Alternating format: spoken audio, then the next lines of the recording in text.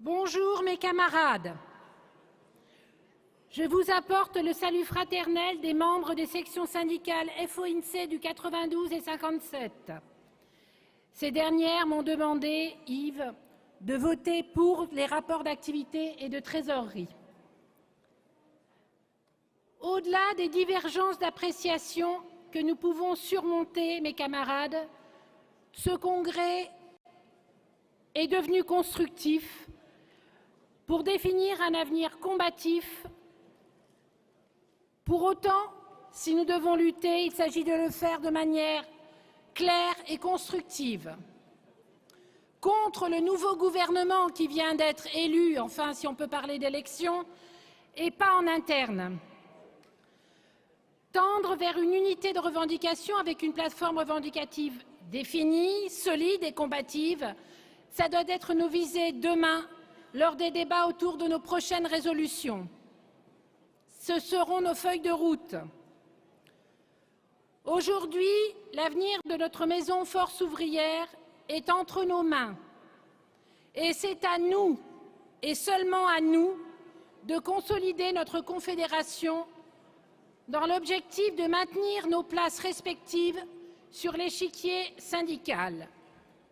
Être vraiment écoutés, c'est là notre but. De nombreux sujets d'actualité sont au centre de nos débats, parmi lesquels nous trouvons celui des retraites.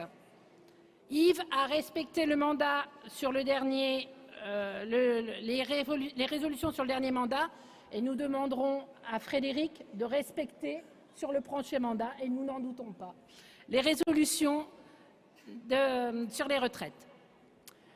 Aujourd'hui, le gouvernement nous propose d'allonger de reculer non seulement l'âge de la retraite à 65 ans, bientôt ce sera 70, et d'augmenter la durée de cotisation.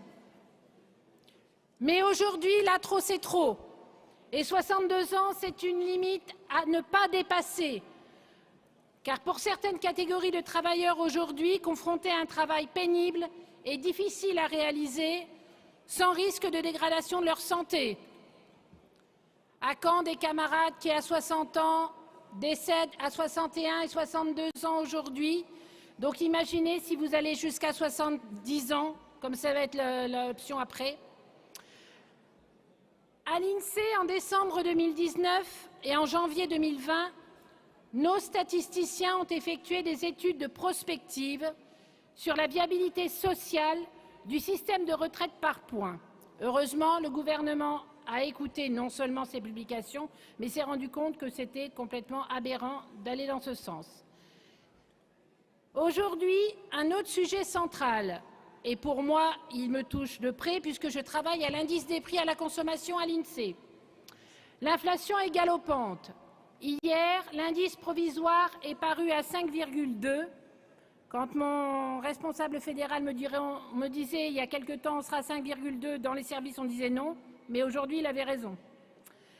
Cette dernière entraîne inévitablement une hausse des dépenses qui est non compensée par une hausse des rémunérations, ce qui aboutit à une chute du pouvoir d'achat. Et notre action à FO, c'est de faire en sorte que notre pouvoir d'achat s'améliore. Je vous rappelle que la FGF, lors de son dernier congrès, revendiquait une hausse de la valeur du point d'indice de plus de 20%, parce que depuis les années 2000, c'est la perte de notre pouvoir d'achat. À quand l'augmentation significative de la valeur du point d'indice? Une revalorisation des grilles indiciaires de toutes les fonctions publiques, quelles qu'elles soient. Fait inédit dans la fonction publique, 8 échelons des catégories C au même indice, ce qui signifie que pendant 9 ans, aucune perspective d'évolution de salaire pour ces agents. À la sortie de la crise sanitaire liée à la Covid-19, le monde du travail s'est métamorphosé. L'introduction du télétravail, tout d'abord contraint, puis aujourd'hui négocié dans la majeure partie des directions du ministère de Bercy, dont fait partie l'INSEE, a offert un nouveau visage du monde du travail. À l'INSEE, aujourd'hui, tous les agents sont équipés pour télétravailler dans des conditions décentes.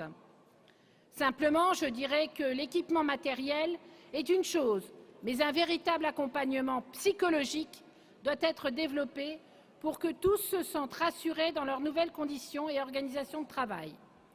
Là, je nous demande de réfléchir un moment sur l'accélération opérée dans ces domaines. Ayons une attention particulière pour les oubliés du progrès qui, aujourd'hui, éprouvent de très nombreuses difficultés à se fondre dans la masse et à avancer sereinement dans leur cadre de travail bouleversé. L'organisation est au cœur de nos préoccupations actuelles et la qualité des conditions de travail y sont largement liées. C'est tout ce qui nous reste comme domaine d'intervention quand on travaille dans la fonction publique, parce qu'on a perdu toutes nos compétences en CAP sur les promotions et sur les mobilités.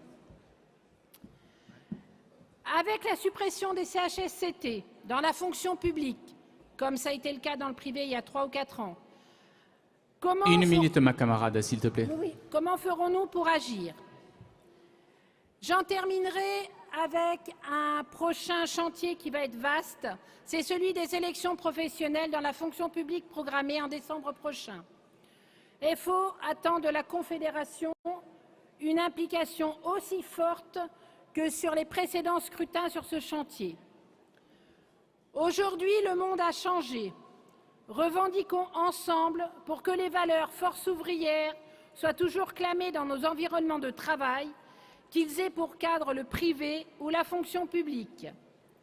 La funeste loi de transformation de la fonction publique de 2019 grignote chaque jour notre statut. Alors, mes camarades, résistons, revendiquons et engageons-nous vraiment pour sauver ce qui peut encore l'être, que les valeurs républicaines demeurent au cœur de nos actions et revendications. Vive Force ouvrière, au travers de nos différentes structures associées à ces valeurs fondamentales qui sont la liberté, l'égalité, la fraternité et l'indépendance. Vive notre Confédération. Merci, ma camarade. Le camarade Sébastien Mazel et ensuite